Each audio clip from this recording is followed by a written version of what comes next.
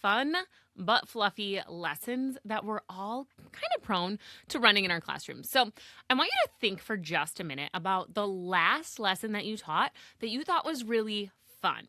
Okay. So, it's the kind where your students are talking, they're laughing, they're super into it, and you walk away thinking, like, okay, that went really well. Like, this was a great day in class.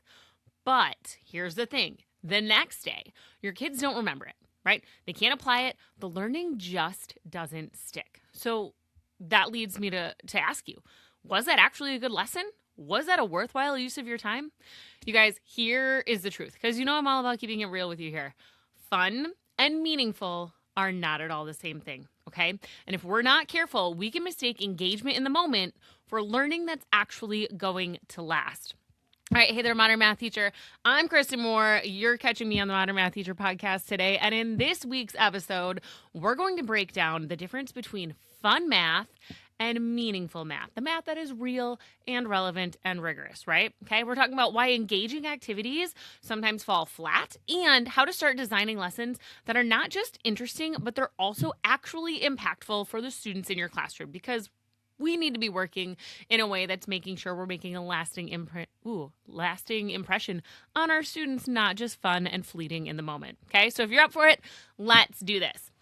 Now, first up, there's nothing wrong with fun. Okay, fun, however, can't be our goal for the lesson, because you can still have a lesson that is high energy, super interactive, collaborative, right? And still not produce deep understanding. And, we've all seen it, right? These are the fun and fluffy things. It's the games where our students follow the steps, but they don't really know why. They're doing what we're asking them to do. These are those activities that feel like exciting in the moment, and the kids are like excited to do it. It's kind of a change of pace, but they don't actually connect to anything bigger or more meaningful in your content. And they're the lessons that might be really memorable. You've got a cool, catchy something that you're doing, but they're not transferable to the future. Okay. And that is where we have the breakdown.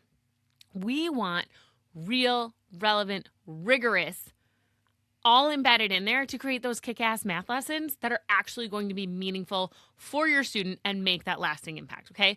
Meaningful math has those three things that work together. They are real. They are connected to something outside of your classroom. They are relevant in that they matter to your students, not just the curriculum, okay? And of course, they are rigorous. It's going to push their thinking and their understanding, okay? So that's the filter that I want you to think about. It's the one I personally come back to over and over and over again. Because if it's real but not rigorous, it's just fluffy fun. If it's rigorous but not relevant, it feels like old school math, like drill and kill, put me to sleep. If it's relevant but not real, it just kind of feels forced, right? The kids know it's an icky feeling. But if you have all three of these coming together, you get that trifecta. That's when your students are going to lean in.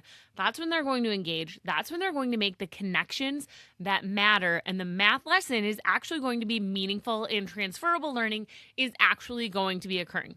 Okay, so when our students experience that meaningful math, okay, they're going to be asking you better questions. They are going to stay engaged for longer, and goodness knows we are all fighting that engagement battle, right? Especially with cell phones and technology, we're fighting for their engagement. So if we can make these real, relevant, rigorous, meaningful experiences for them, they're going to stay engaged a little bit longer, okay? And they're actually going to remember what they learned. It's not just going to be a one and done fun and fluffy. It is going to be something that sticks with them, that they can come back to again and again and keep making connections from, okay? Because we don't want them just like completing tasks, right? We want them engaged in meaningful math where they're actually making sense of something, and that is a much different experience for them than the fun and fluffy, the coloring sheet, the escape room, the whatever. And listen, like all of those things can have their place, but it's not going to produce meaningful learning for them, okay? Let's just be clear. Everyone has those days where you go in and you're like, it's a nope day. I need to use a fun and fluffy something to help me get through the day. Listen, you do you, friend. We all do it, okay? But I'm talking about we can't let that be the norm. That can't be our goal for every lesson. We need to be making sure that our lessons and the activities that we're doing with our students matter for you, for your student, for the curriculum, for the good of their development and understanding, okay? So I want to keep you real practical with this because, I'm all about working smarter, not harder. No BS coming from me. You, my friend, do not need to overhaul your entire curriculum. Absolutely not, okay? You don't need to design a massive project. If you want to, though, you know me. I'm your girl. I got you. And for sure, please do not spend so many hours, so much of your time planning something new to do every day, okay? What you need is a way to take what you're already teaching, the things that you already know and love, and make it a little bit more real, relevant, and rigorous. That's what gets you into that kick-ass math class zone, okay? This is something I've been refining over time, especially as I've tried to balance, limited planning time, required curriculum, and actual student engagement. These weren't my limitations before. I was free to do any PBL that I could dream up, and it was amazing. But I'm back in traditional public education, and I'm working with the same constraints you are. And I'm here to let you know that you can do this. Things that I found, you can start with just one lesson in one unit, and transform it into something more meaningful than what was originally designed. You can do this without starting from scratch. In fact, you guys, most of the time, it doesn't need to take more than a few intentional moments to rethink about it, okay? And that's something we'll be digging into in an upcoming episode. But for this week, I want you guys to try something small and manageable, okay? So look at what you've got planned. Take a lesson that you're already planning for the upcoming week and run it through this filter. Is it real? Is it connected to the real world? Is it relevant for my students? Okay. Is it something that they're actually going to care about? And is it still rigorous?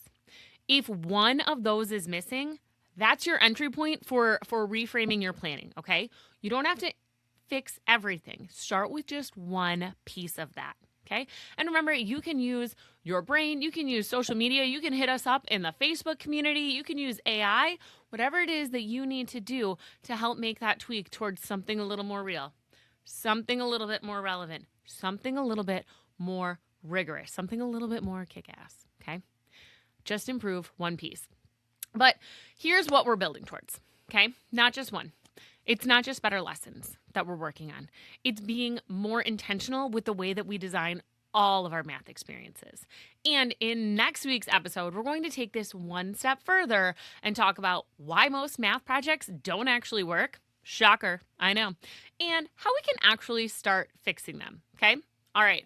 So listen, friend, if you're thinking, okay, I want to start making these shifts, but I'm not sure where to begin, I've got a free guide that will help you. It walks you through when to use projects versus when to use practice. And that is the first step, is understanding what type of domain of rigor you're working with the math topics you are teaching in your classroom. Okay. So you can start making intentional decisions without overcomplicating things. You can go ahead and grab that at the link in the show notes.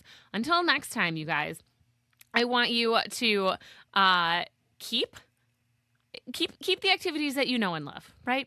Keep them, love them, that's fine. I want you to keep thinking about what is one small change that I could make to make this lesson or this week or this activity a little bit more meaningful for my students. And as always, you guys, I want you to keep it real. All right, I'll see you next week.